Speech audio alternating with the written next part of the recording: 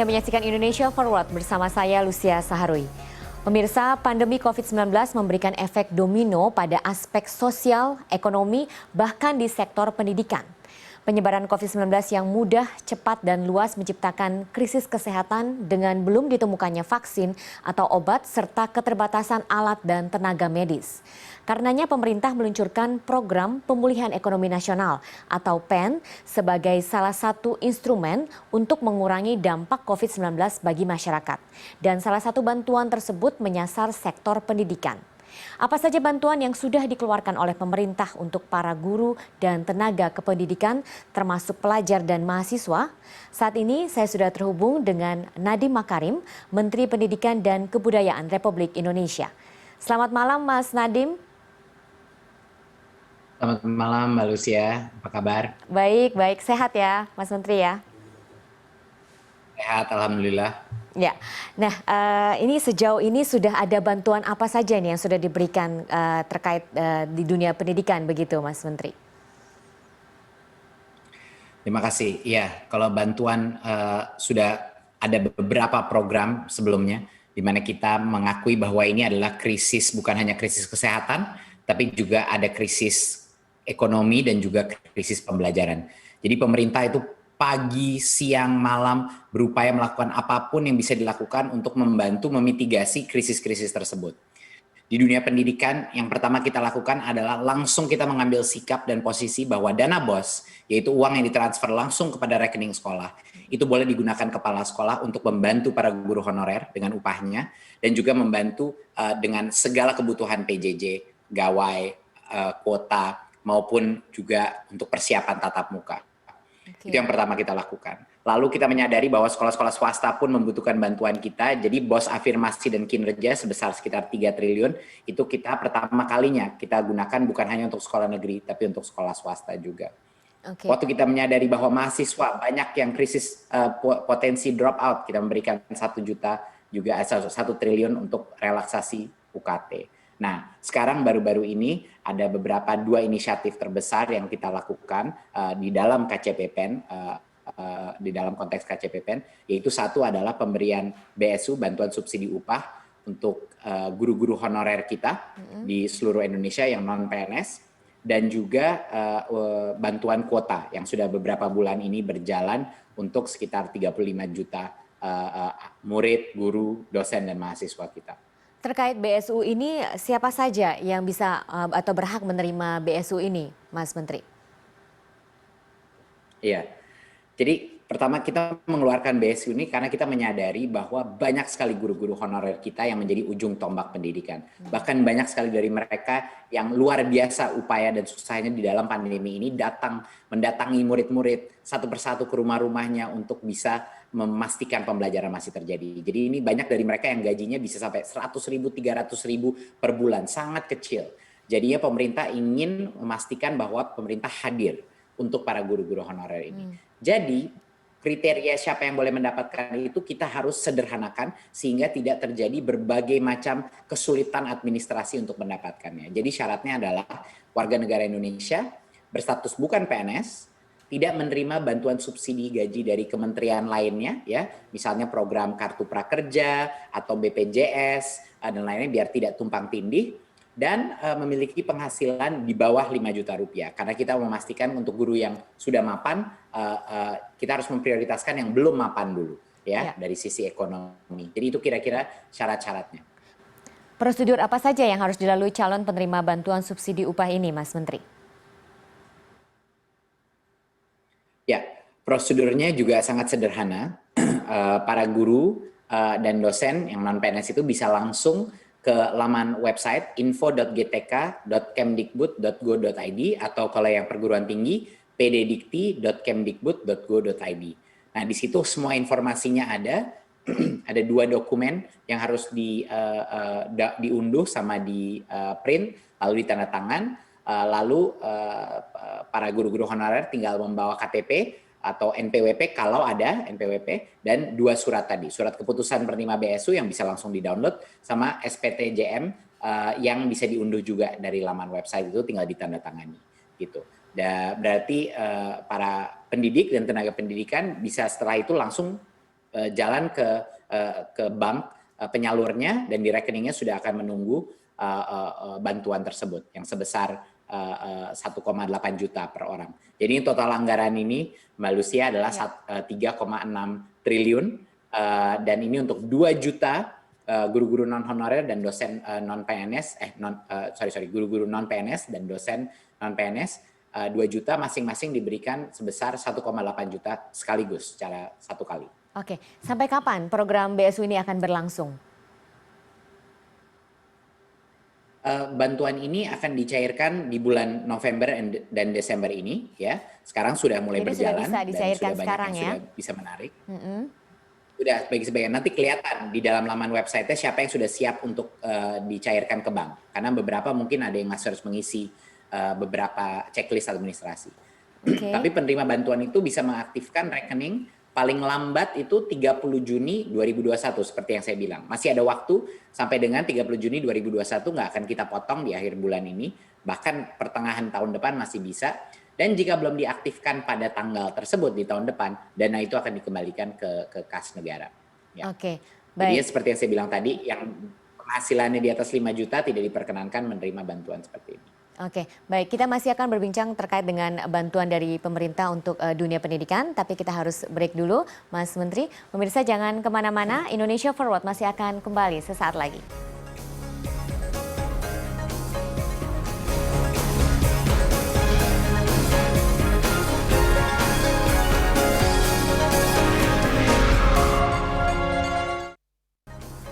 Masih di Indonesia Forward, kita masih berbincang mengenai program-program bantuan pemerintah dalam dunia pendidikan bersama Menteri Pendidikan dan Kebudayaan Republik Indonesia, Mas Nadiem Makarim.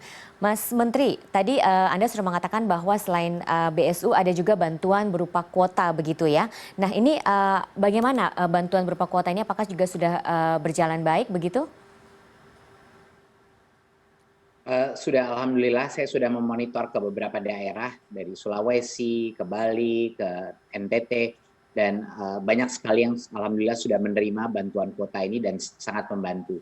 Kami melakukan berbagai macam pantauan langsung ke lapangan tapi juga mendapatkan banyak survei independen yang menyebut bahwa sekitar 85% daripada masyarakat itu merasa bantuan kuota internet ini merupakan hal yang sudah tepat dan meringankan beban ekonomi pelajar dan mahasiswa. Jadinya kami ini melakukan bantuan kuota belajar ini karena kami menyadari bahwa jumlah pelajar kita, jumlah guru-guru kita yang dan orang tua yang mengkomplain bahwa saat PJJ ini dana untuk data itu menjadi meledak, jadi sangat tinggi karena banyak yang punya 2, 3, bahkan 4 anak yang sedang melakukan PJJ di saat yang sama.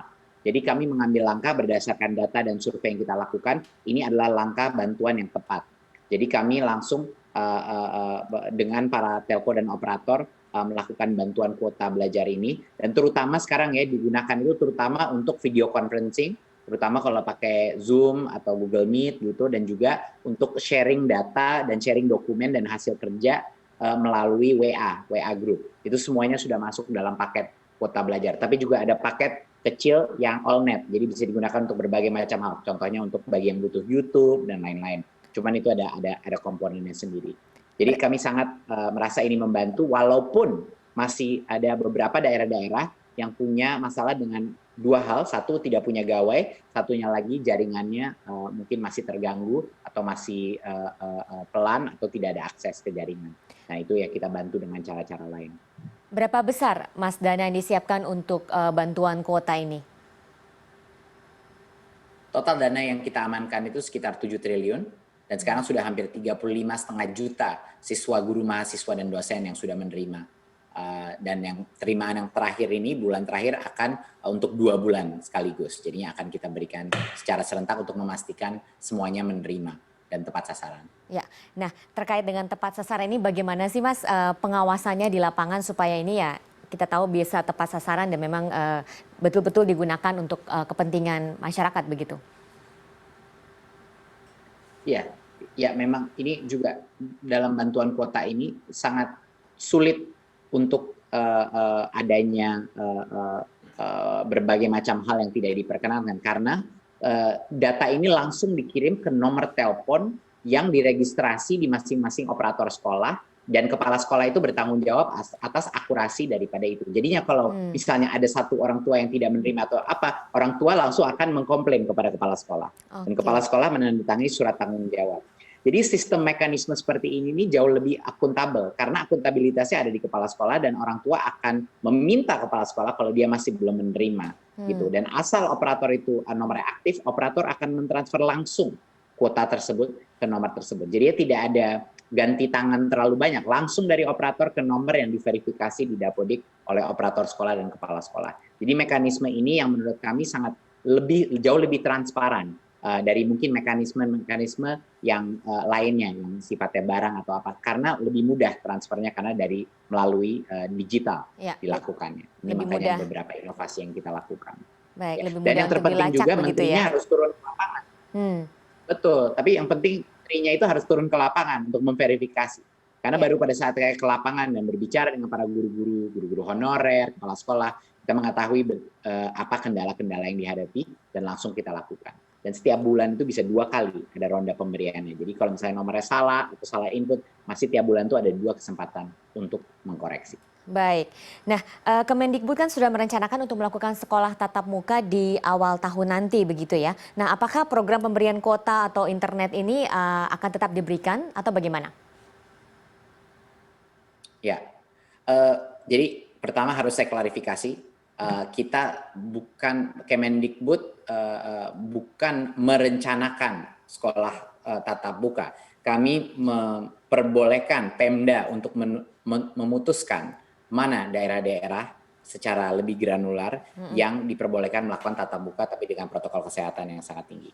Mengenai keputusan apakah dana bantuan ini akan dilanjutkan ke tahun depan, itu yang sedang dikaji di dalam tingkat kabinet dan itu sedang dievaluasi dan akan diberikan informasi pada saat sudah diputuskan secara pemerintah sebagai satu unit, bukan hanya Kemendikbud, tapi kita harus memutuskan itu sebagai pemerintah pusat secara terpadu. Oke, baik, karena memang yang menentukan sekolah bisa dibuka atau tidak begitu ada beberapa pihak ya, Mas Menteri ya.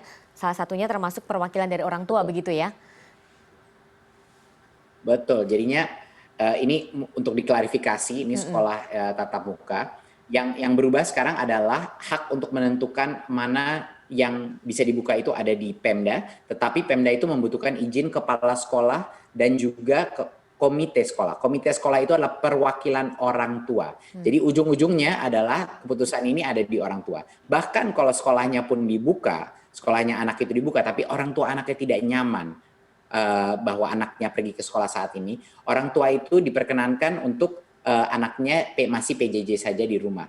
Karena toh pada saat sekolah itu melakukan tatap muka, kalaupun sudah dapat semua izinnya dan sudah ada checklist yang sangat ketat, pas dia melakukan tatap muka, ini bukan sekolah normal. Sama sekali bukan sekolah normal. Kalau kita masuk ke dalam sekolah itu bukan seperti sekolah yang kita kenal.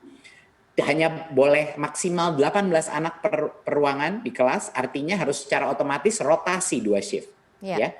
Tidak boleh ada aktivitas kantin, tidak boleh ada ekstrakurikuler. Hanya anak itu masuk untuk sekolah, langsung pulang. Dan karena dia harus rotasi, secara otomatis PJJ itu masih berjalan bagi pada saat mereka ada di rumah. Jadinya hybrid model ini adalah suatu hal yang tidak bisa dihindari, kita harus melakukannya, tapi paling tidak untuk adik-adik kita yang paling sulit melakukan PJJ.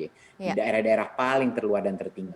Dan di tempat di mana mungkin desa-desa atau kecamatan yang mungkin sudah lumayan tidak rawan infeksi COVID, mereka bisa mulai melakukan tatap muka ini. Karena kalau kita tidak mulai melakukan proses ini, kehilangan pembelajaran generasi Indonesia ini bisa menjadi suatu hal yang permanen, dan itu kita harus sangat hati-hati dengan dampak permanen tersebut.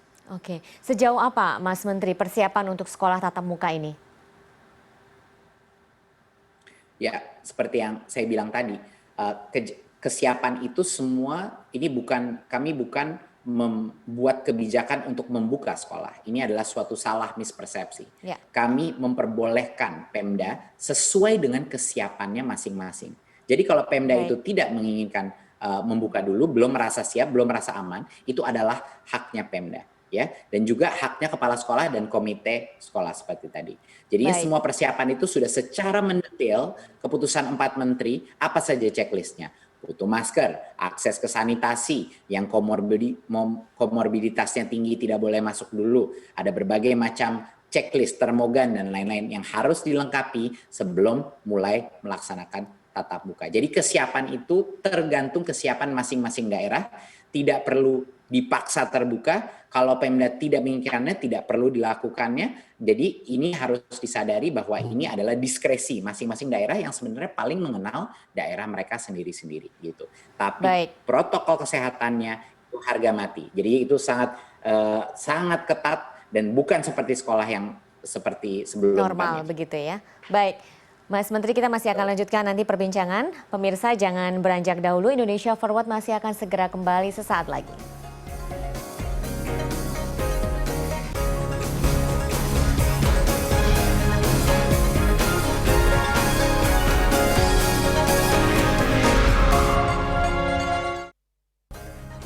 Kembali lagi di Indonesia Forward dan kita masih berbicara mengenai bantuan-bantuan pemerintah khususnya di dunia pendidikan bersama Menteri Pendidikan dan Kebudayaan Republik Indonesia Mas Nadiem Makarim.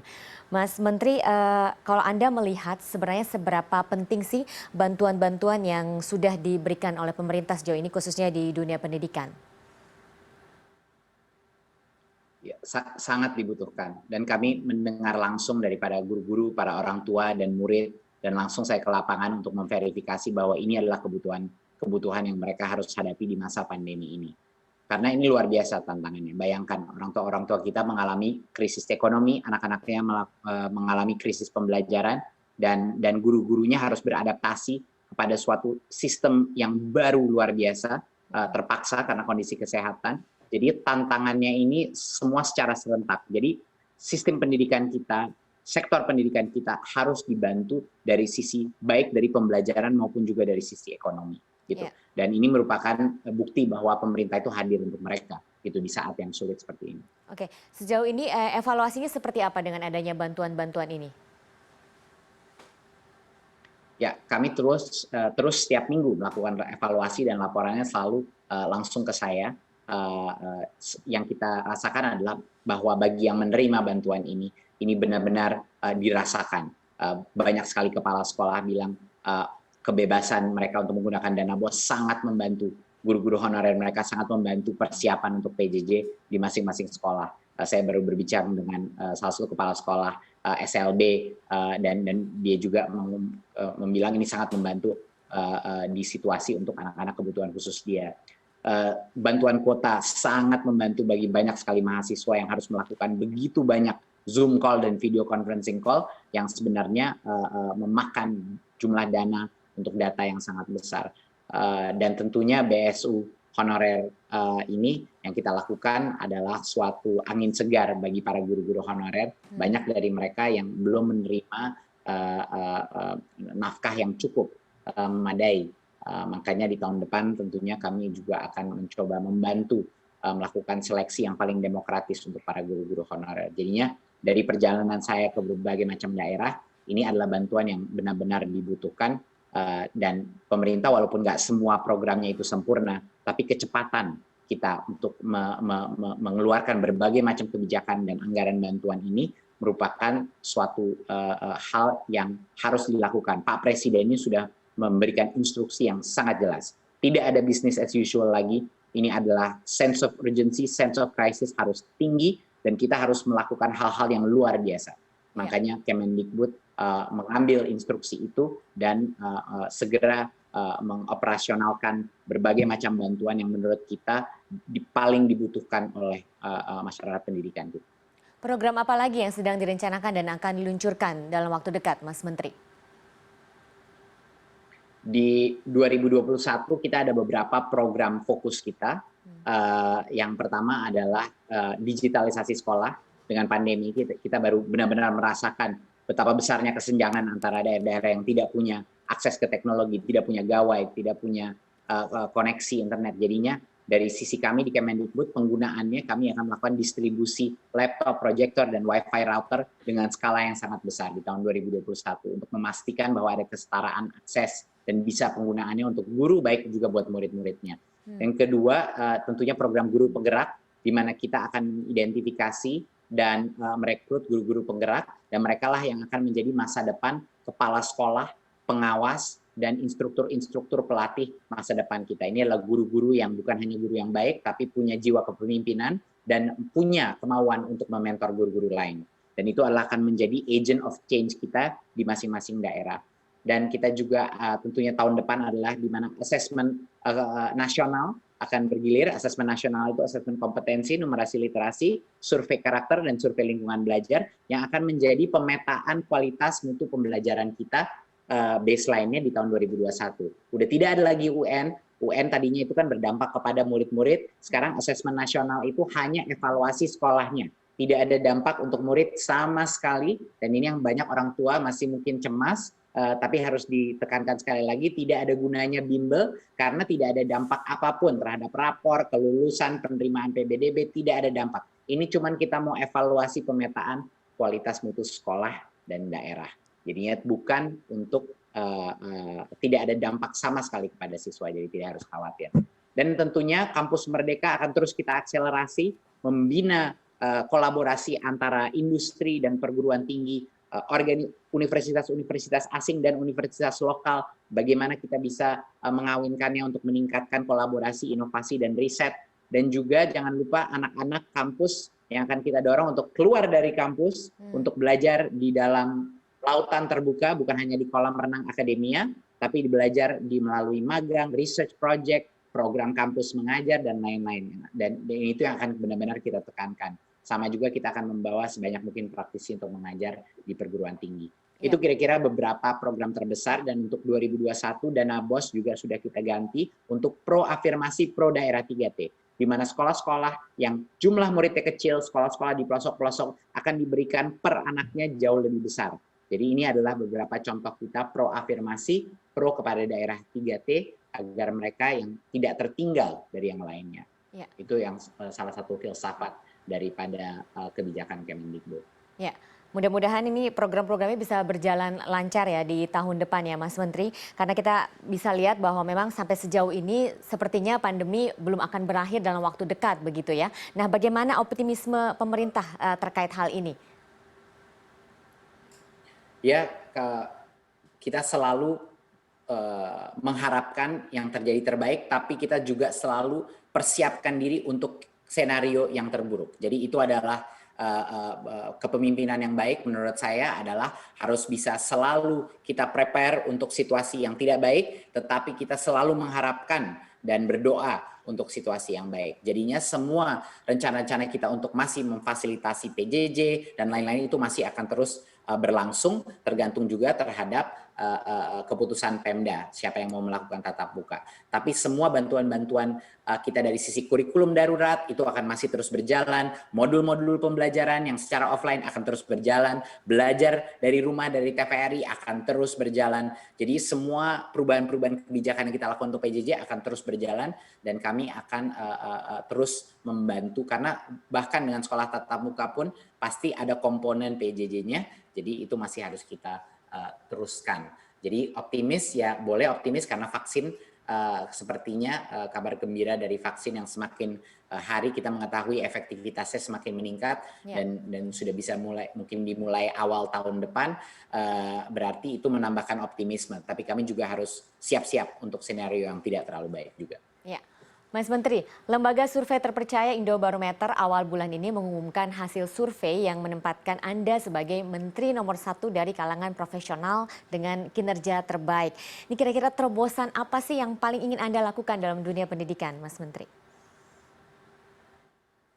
Pertama, saya ingin ucapkan apresiasi bahwa ada survei yang menyebut itu, tapi saya juga harus mengakui bahwa masih banyak sekali PR yang harus kita lakukan. Di Indonesia masih banyak sekali tantangan, karena ini merupakan suatu sistem yang begitu besar, begitu rumit, apalagi sekarang di masa pandemi menjadi lebih kompleks lagi, lebih rumit lagi. Jadi walaupun saya senang bahwa ada bagian dari masyarakat sekitar Indonesia yang merasa Kemendikbud sudah hadir untuk mereka, tetapi PR saya dan PR Kementerian Pendidikan Kebudayaan masih sangat besar ke depannya. Dan harapan saya terutama yang terbesar adalah bahwa kita bisa benar-benar melakukan lompatan di dunia pendidikan. kita keluar dari krisis ini menjadi lebih kuat, lebih berani untuk mengambil resiko, dan lebih memihak kepada anak-anak, baik orang tua maupun guru. Kita semuanya berpihak kepada apa yang terbaik untuk anak-anak itu. Jadi itu adalah harapan besar saya bahwa ini akan merubah paradigma sehingga kita semua bisa lebih merdeka dalam pemikiran, dalam pemanfaatan ekonomi, dan merdeka sebagai bangsa dan merdeka sebagai sistem pendidikan. Amin. Terima kasih Mas Nadiem Makarim untuk informasinya. Semoga rencana-rencana dari Kemendikbud ini bisa berjalan lancar di tahun depan begitu. Dan pemirsa, Indonesia Forward masih akan segera kembali sesaat lagi.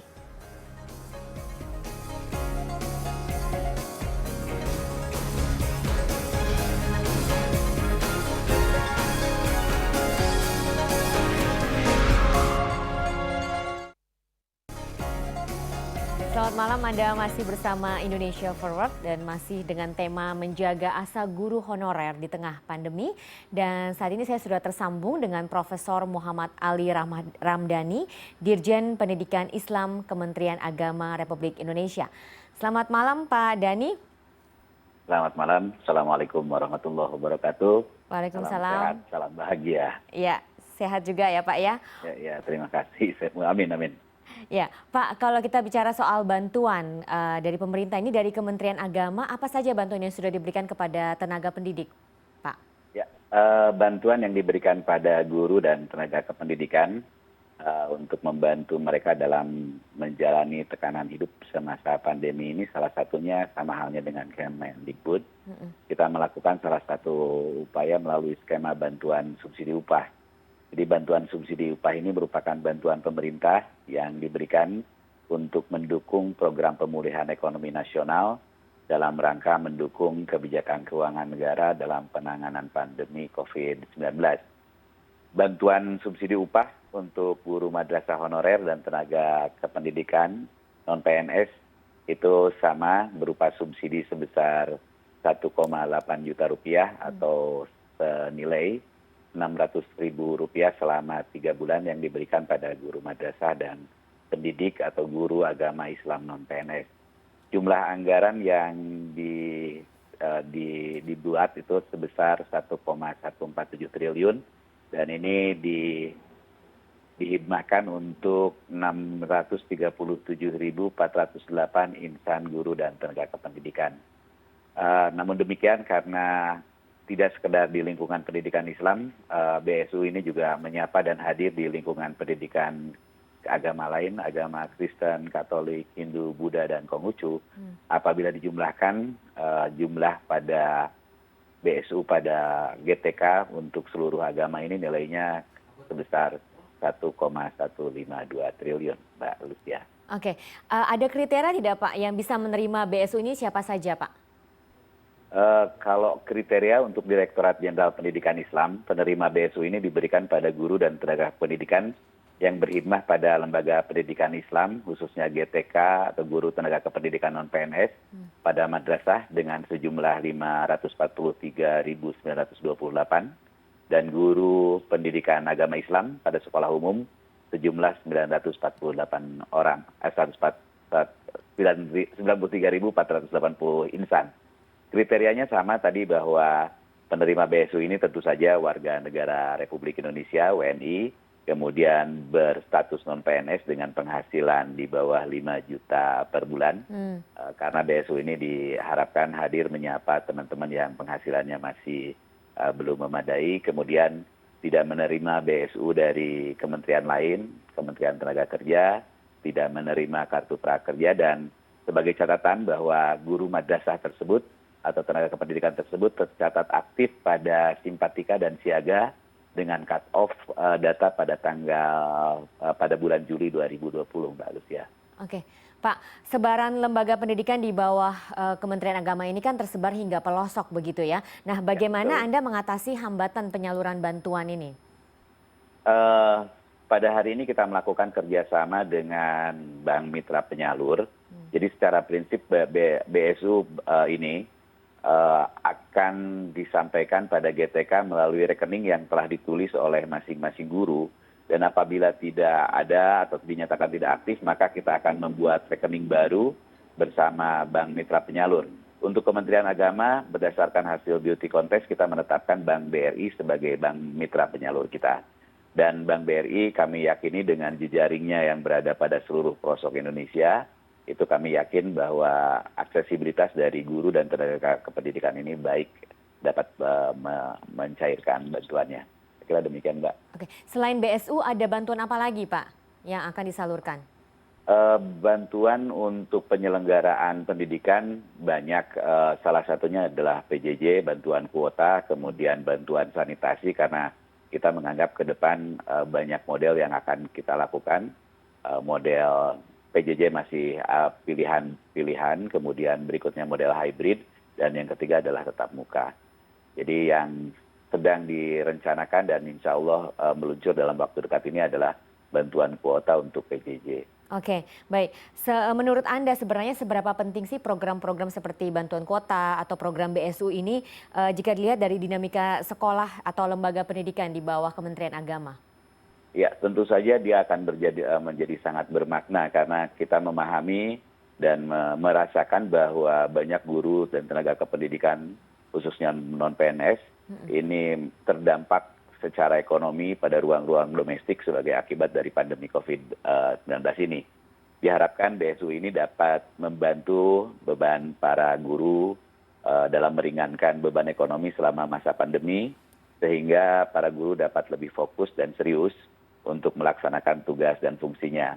Jadi pemberian bantuan subsidi upah ini bertujuan untuk melindungi, mempertahankan, dan meningkatkan kemampuan ekonomi bagi para pendidik di madrasah, tenaga kependidikan non-PNS pada satuan pendidikan agama Islam dalam menangani persoalan-persoalan sebagai akibat dari pandemi COVID-19, Mbak Lucia. Ya, akibat dari pandemi COVID-19 ini terhadap pendidikan Islam apa sih Pak yang paling jelas terlihat begitu?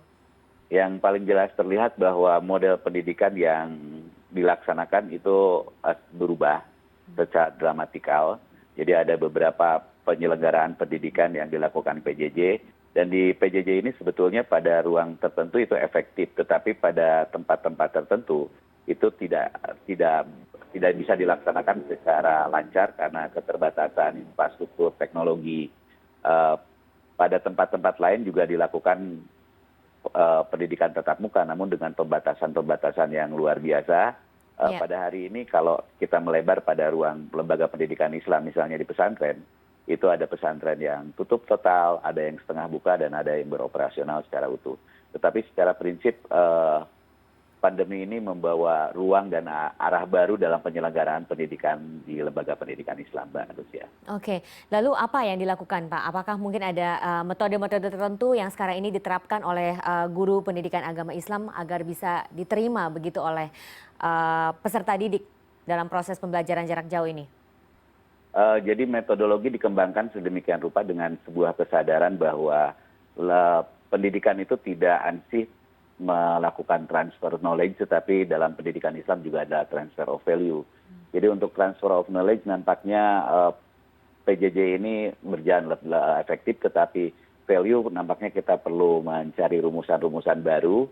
Tetapi dengan hadirnya multimedia dengan menggambarkan pemaknaan terhadap nilai-nilai ini juga relatif membantu. Jadi sekarang ini model pembelajaran berubah secara dramatikal dengan menghadirkan teknologi sebagai salah satu bagian penting dalam proses penyelenggaraan pendidikan Islam.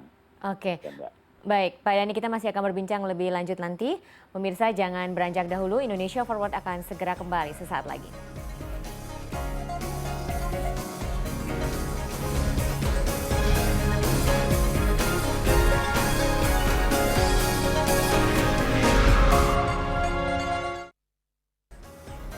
Ya, kembali lagi di Indonesia Forward, kita masih berbincang bersama Profesor Muhammad Ali Ramdhani, Dirjen Pendidikan Islam dari Kementerian Agama Republik Indonesia. Pak Dhani, kalau kita lihat cukup besar penyaluran dana pemerintah bagi dunia pendidikan begitu ya. Nah, seberapa optimis sih pemerintah terhadap keberhasilan program ini? Jadi tujuan dari BSU ini secara mendasar adalah membantu meringankan beban ekonomi para guru dan tenaga kependidikan. Dan ini merupakan salah satu sinyal atau isyarat bahwa pemerintah concern, hadir dan peduli terhadap para guru dan tenaga kependidikan honorer. Dan kita juga memahami bahwa banyak guru dan tenaga kependidikan yang tidak memperoleh upah atau upah bulanan secara rutin atau bahkan besarannya lebih kecil dari sebelum pandemi. Jadi dalam konteks itu kita optimis mudah-mudahan dana ini dapat tersalur dengan baik dan akan membantu banyak hal terutama dalam menangani persoalan-persoalan tekanan ekonomi yang menerpa para guru dan tenaga kependidikan kita. Walaupun ya kalau kita bicara dalam konteks keagamaan, ada optimis dan pesimisme itu harus berdampingan sebagai salah satu bagian dari cara kita mengambil keputusan antara hope dan roja. Tetapi melihat dari ritme atau skema yang kita bangun, ini kami optimis bahwa kita akan berhasil di dalam program ini. Ya, penyaluran bantuan yang dilakukan pemerintah ini kan memang tujuannya supaya menjaga semangat di dunia pendidikan agar tetap terjaga begitu ya di saat pandemi. Nah, tapi bagaimana dengan pengawasannya? Pengawasan agar saluran BSU ini tepat sasaran begitu? Ya, jadi pelaksanaan program bantuan subsidi upah pendidik dan tenaga kependidikan ini diawasi oleh pengawas internal maupun pengawas eksternal. Untuk internal dilakukan oleh Inspektorat Jenderal Kementerian Agama, kemudian untuk eksternal Kementerian Agama dilakukan oleh Badan Pengawas Keuangan.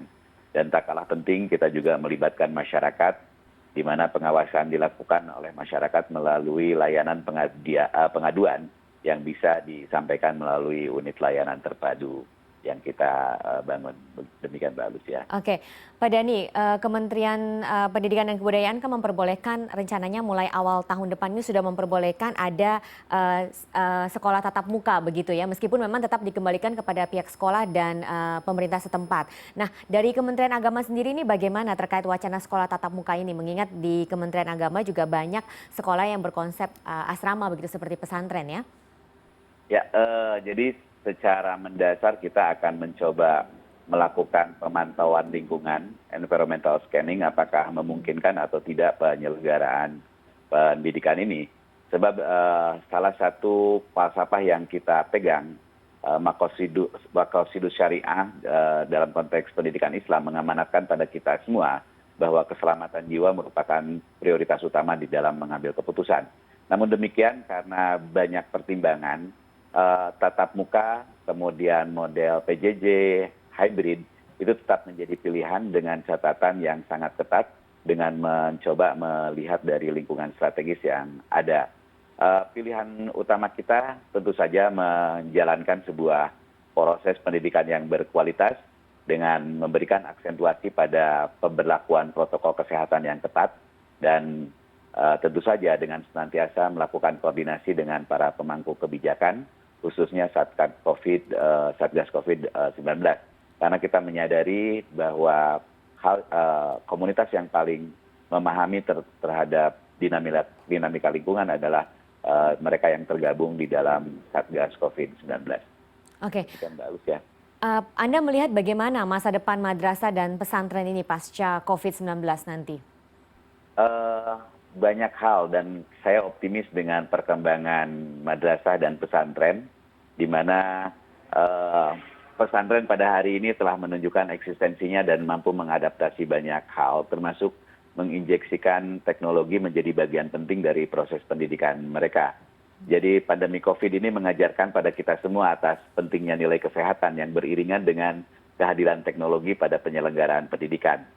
Program untuk masa mendatang, saya kira hal yang perlu menjadi perhatian kita semua adalah penguatan sarana sanitasi, kemudian pengukuhan budaya sehat pada madrasah dan lembaga pendidikan Islam lainnya, termasuk di dalamnya pesantren, dan implementasi teknologi pada proses pembelajaran tentu saja akan diperkokoh melalui modernisasi teknologi pembelajaran, dan pada saat yang sama manusia-manusianya pun akan dilakukan penguatan terhadap budaya digital terhadap lembaga pendidikan Islam. Saya kira demikian Mbak Lucia. Untuk tahun depan Pak, ada rencana program-program apa lagi yang akan dikeluarkan Kementerian Agama untuk dunia pendidikan?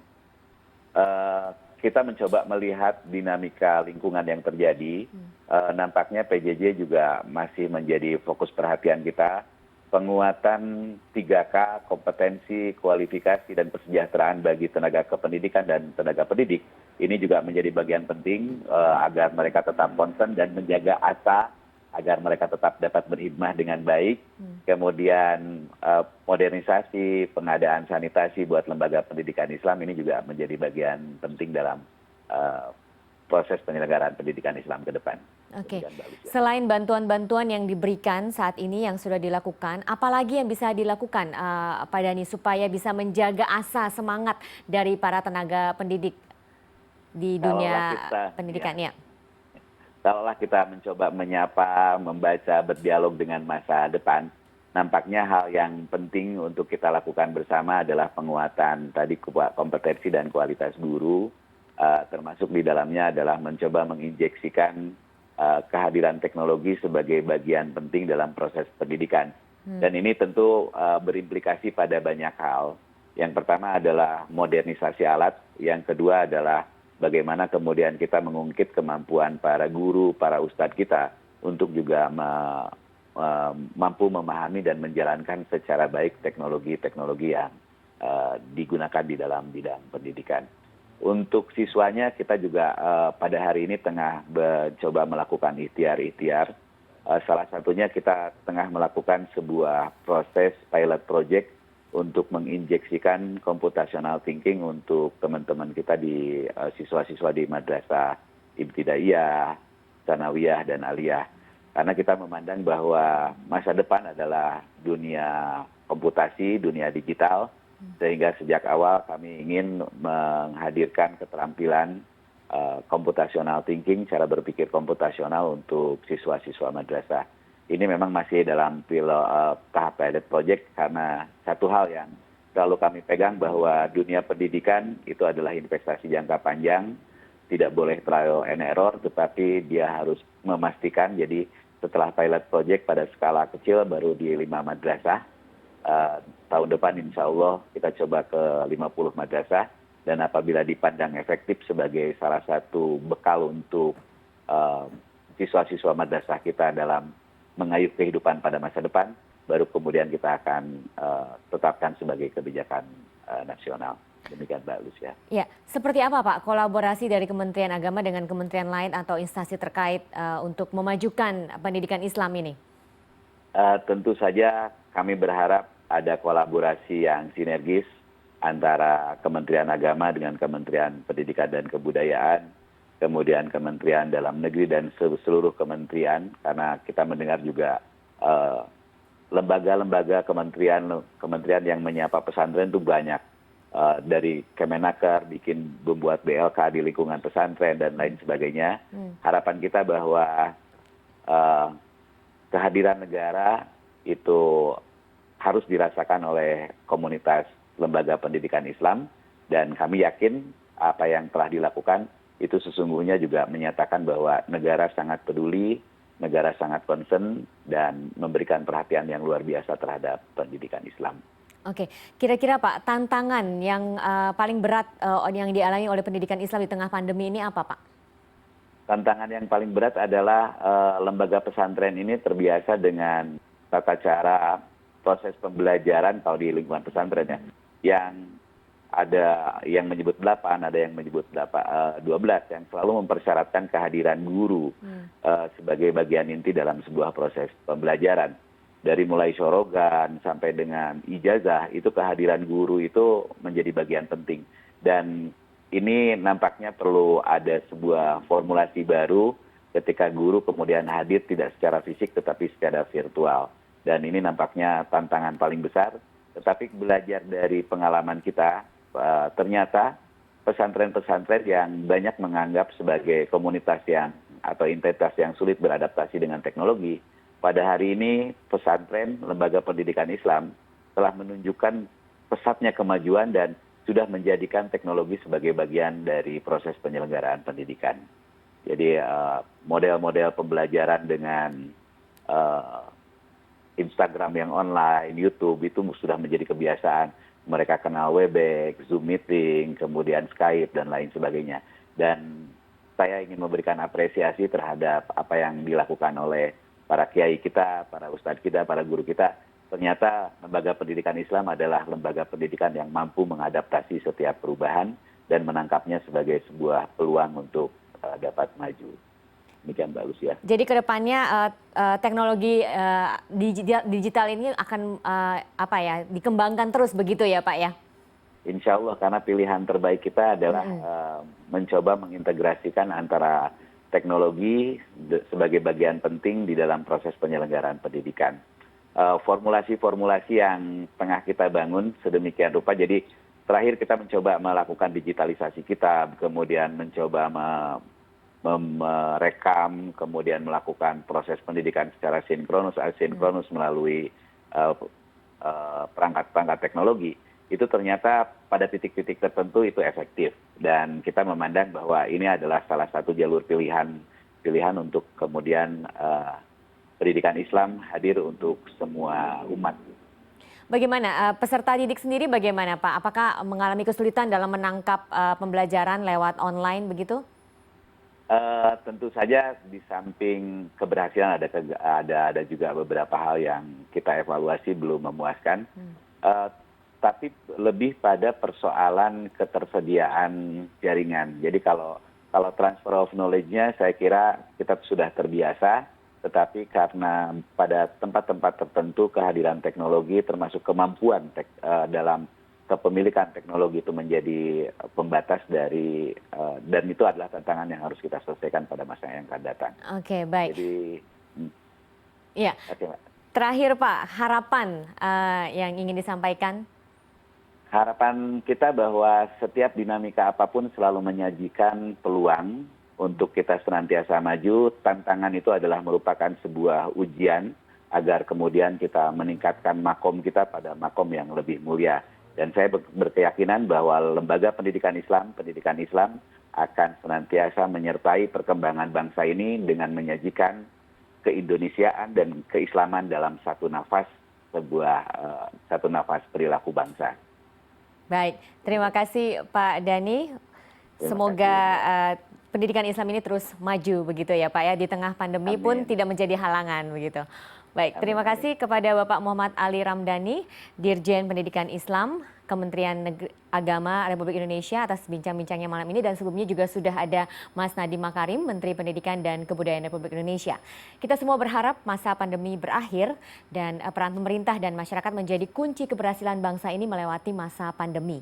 Ingat untuk selalu melakukan 3M, menjaga jarak, memakai masker, dan mencuci tangan dengan sabun. Saya Lucia Saharuy undur diri, sampai jumpa.